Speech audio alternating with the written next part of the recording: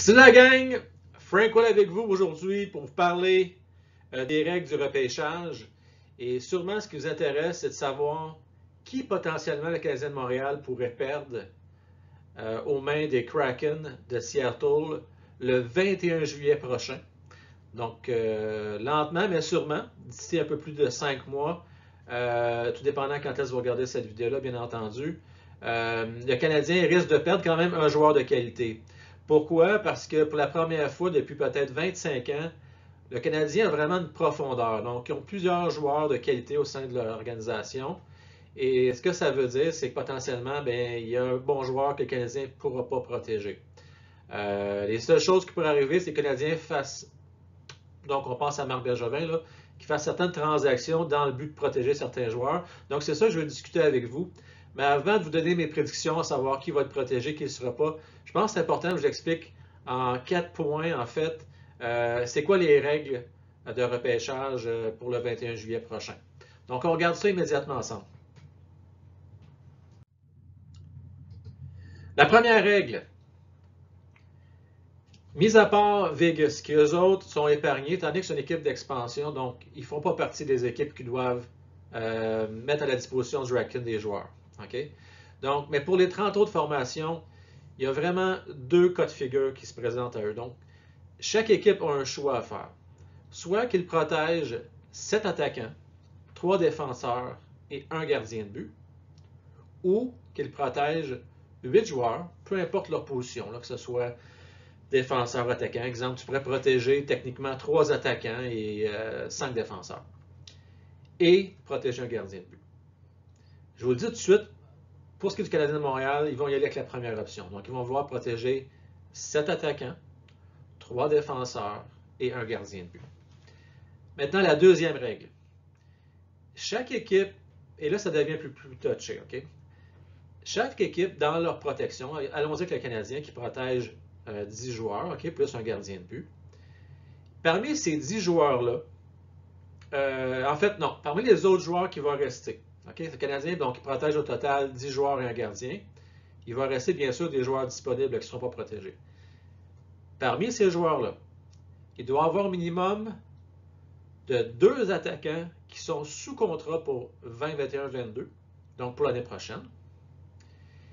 Un défenseur également sous contrat pour l'année prochaine. Et un gardien de but sous contrat pour l'année prochaine. Donc, pour ceux qui se posaient la question, mais pourquoi les Canadiens ont donné un contrat de Jake Allen pour les 2 prochaines années sans même voir ce qu'ils pouvaient nous donner, bien, vous avez votre réponse. En lui donnant une extension de 2 ans, bien, déjà, tu as ton gardien qui est éligible pour la règle du gardien de but qui doit avoir un contrat pour l'année prochaine. OK? Donc, ça, c'est bien important de vous en rappeler. Parce que les Canadiens vont avoir des petits casse-têtes, ils vont avoir des petites choses à régler suite à ce règlement-là. Puis, pas juste ça aussi, non seulement ils doivent être du contrat, mais ils doivent avoir joué un certain nombre de matchs. Là, là c'est un peu technique, je ne rentrerai pas dans cette technicalité-là, mais dites-vous qu'ils doivent avoir joué au moins quelques matchs dans la saison pour se qualifier. Okay? La troisième règle. Tous les membres de l'équipe qui n'ont pas joué plus que 2 saisons professionnelles, exemple, Suzuki, Romanov, okay, ils sont exemptés du repêchage d'expansion. Donc, la bonne nouvelle, c'est que, par exemple, un Romanov, qui a énormément de potentiel, le Canadien n'est pas obligé de le protéger. Donc, il n'y a pas de risque de le perdre si on ne le protège pas. La dernière règle, maintenant, à se rappeler, c'est la suivante.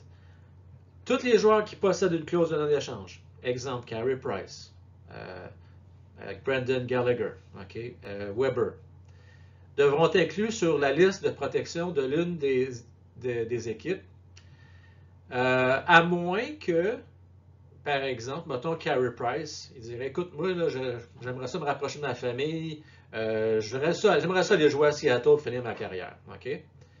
Dans ce contexte-là, à ce moment-là, les Canadiens ne seraient pas obligés de le mettre dans leur équipe de protection. Donc, ça, c'est le résumé pour les règles de repêchage. Puis, si vous avez des questions, si ce n'est pas trop clair, n'hésitez pas, ça va faire vraiment plaisir de vous répondre. Juste à mettre vos questions dans la zone de commentaires. Maintenant, allons-y avec la stratégie du Canadien. Donc, qui risque de partir, qui risque de rester. Donc, on va regarder ça ensemble. On va commencer avec les joueurs d'avant. Au niveau des joueurs d'avant, j'ai mis en vert foncé, en fait, c'est ceux qui sont protégés là, par défaut, qui ne seront pas repêchés par une équipe, pour les raisons que je vous expliquais un peu plus tôt. Okay? Ils n'ont pas joué 2 saisons complètes professionnelles. Donc, on parle ici de Nick Suzuki et Ryan Pilling. Donc, ces 2 joueurs-là, cassez-vous pas la tête, il n'y a pas de danger, il n'y a pas d'équipe qui va venir le chercher. Maintenant, j'ai mis en vert part ceux qui, selon moi, vont être sans aucun doute protégés. OK? Ça, il n'y a pas de question à se poser, c'est sûr qu'ils sont protégés. Donc, Jonathan Drouin, Josh Anderson, Tyler Toffoli, Brendan Gallagher et Kotkaniemi. Donc, eux autres, c'est sûr, quand vous partez, les Canadiens vont être protégés. C'est pas vrai qu'ils vont laisser partir. Si vous faites le calcul, là, je viens d'en protéger 5. Il en reste un autre à protéger. En fait, il en reste techniquement même 2 autres qu'on pourrait protéger. Mais on n'en est pas là encore. Okay? Je poursuis. Au niveau des attaquants qui techniquement pourraient être libres comme l'air. Okay? Donc, je les énumère rapidement. Donc, on va les connaître. Tatar, Dano, Armia, Byron Evans, Perry, Frolic et Jordan Will. Ceci dit, vous vous rappelez de la règle de tantôt, ça en prend au moins 2 minimum qu'on met à la disposition du Kraken qui sont sous contrat l'année prochaine. Et dans les listes que je viens de vous énumérer, il y en a juste 2 qui répondent à cette condition-là, c'est Paul Byron et Jake Evans. Fait que c'est sûr que vous allez me dire, Colin, Jake Evans, il a plein de potentiel, il pourrait être éventuellement un 3e centre, il ne faut pas le laisser partir. Je suis d'accord. Mais le problème, c'est que si on le protège, ça voudrait dire qu'il va falloir signer un joueur pour au moins 1 an. Donc, regardez dans la liste qui reste, qui va accepter de signer un contrat d'1 an, sachant que potentiellement pourrait se ramasser avec le Kraken? C'est pas gagné d'avance. Donc, pour l'instant, avant de dire avec mes prédictions, je voulais juste que vous puissiez constater là, la situation actuellement du Canadien, des avants. C'est sûr, là, je regarde dans la liste, là, moi j'ai mis en orange ceux qui sont plus susceptibles d'être choisis. Parce qu'oubliez pas, Kraken va en choisir juste un joueur par équipe. Là. Donc, dès qu'on en perd un, c'est réglé. Honnêtement, je ne crois pas qu'il y a personne qui est en danger d'être choisi parmi cette liste-là. Quel serait l'intérêt, par exemple, d'un Kraken d'aller chercher un Thomas Tatar, qui est super bon, mais qui est agent libre? La seule chose qui pourrait arriver, c'est, exemple, le Canadien le signe à la fin de la saison, puis là, ils le mettent disponible pour le Kraken, mais ça serait un peu ridicule. Je ne pense pas que c'est quelque chose qui va arriver. À mon avis, Kraken, ils vont aller chercher soit un joueur agent libre avec restriction, genre un Lekonen, qui pourrait l'intéresser s'il n'est pas protégé, ou bien un joueur vraiment là, qui est signé pour plusieurs saisons, mais qui coûte quand même pas trop cher, qui est assez raisonnable. Donc, selon mon point de vue, là, vous pouvez dormir sur vos 2 oreilles, il n'y a pas personne côté offensif, selon moi, qui va être cherché. Même s'il y a des super bons joueurs sortant parmi cette liste-là, je pense qu'on est correct. Il y a peut-être Jake Evans qui aurait des chances d'être choisi, mais je pense qu'il y a du meilleur stock, comme on pourrait dire, la défensive ou dans les buts. Mais encore là, ça restera à voir. On est encore tôt quand même. Peut-être que Jake Evans va avoir un contrat sur quelques saisons. Canadiens, en fait, là, il y en a déjà un, mais peut-être qu'ils vont le signer pour plus long terme. On ne sait pas ce qui peut se passer. Peut-être qu'ils vont le protéger. C'est possible également. Chose certaine, je serais très surpris que les Canadiens protègent Byron. Je pense que ça leur rendrait un service que Byron quitte. Puis c'est pas parce qu'il n'est pas bon, c'est juste que là, les Canadiens vont avoir besoin d'argent dans les prochaines années. Puis à 3,4 millions par année, Byron, je pense que ça rendrait un service à Bergevin si le Kraken viendrait le chercher. C'est pas fait, comme on dit.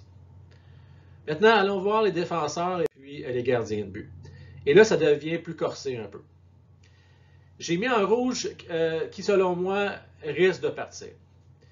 Donc, chose certaine, Romanov, quand c'est pas la tête, comme je l'expliquais tantôt, il n'y a aucun risque qu'il soit repêché par le Kraken parce qu'il n'a pas fait 2 années complètes dans la Ligue nationale. Les Canadiens vont protéger Weber, ils vont protéger Petrie. Il y en a qui vont me dire, ben là, Weber commence à être vieux, pourquoi qu'on le protège?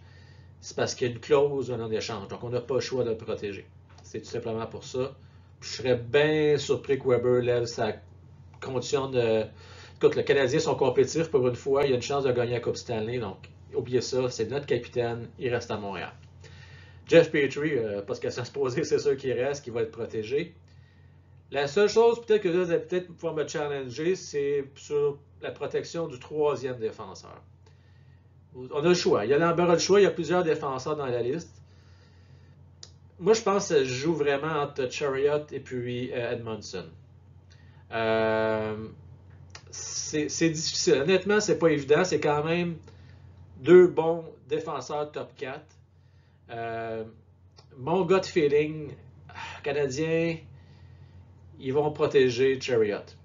Et là, s'il veut absolument garder Edmondson, ce qui est très possible, ça se peut très bien que le Canadien fasse une offre au Kraken.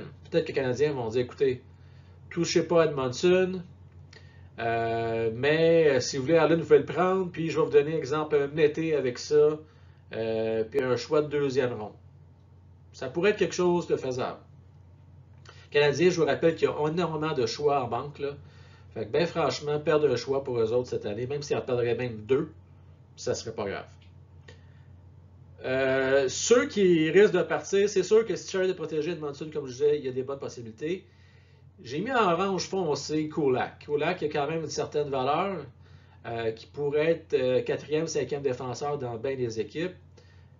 Peut-être pourrait être allé chercher, mais moi perso, même s'il est plus jeune, je préférais y aller avec Edmondson à la place du Kraken. Les autres que je serais surpris que le Kraken choisisse, c'est Victor Mété, Kyle Fleury. C'est plus des 6e, 7e défenseurs. Peut-être dans des équipes un peu moins fortes, 5e défenseurs, mais je pense qu'il y a mieux à avoir.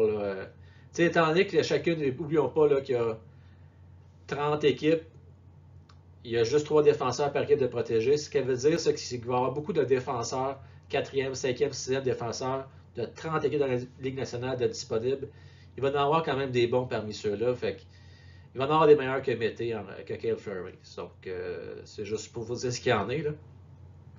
Maintenant, au niveau des gardiens de but, comme je disais au départ, si Jake Allen a été signé pour 2 années supplémentaires, c'est sûrement pour le mettre disponible et le rendre attrayant. Et c'est comme, je pense, c'est 2,5 millions.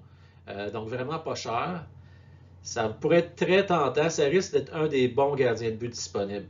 Le Kraken va avoir besoin d'en choisir 3. Est-ce qu'ils vont vouloir aller chercher un joueur de la trempe, par exemple, de Fleury, qui pourrait peut-être être disponible, je ne sais pas. Fleury, quand même, il est rendu vieillissant à 35 ans. Là. Va-tu voir encore, il y en a encore 2-3 de bonnes devant lui. Je ne suis pas sûr. Là. Je ne sais pas jusqu'à quel point que Fleury, ça tenterait de recommencer avec une équipe d'expansion.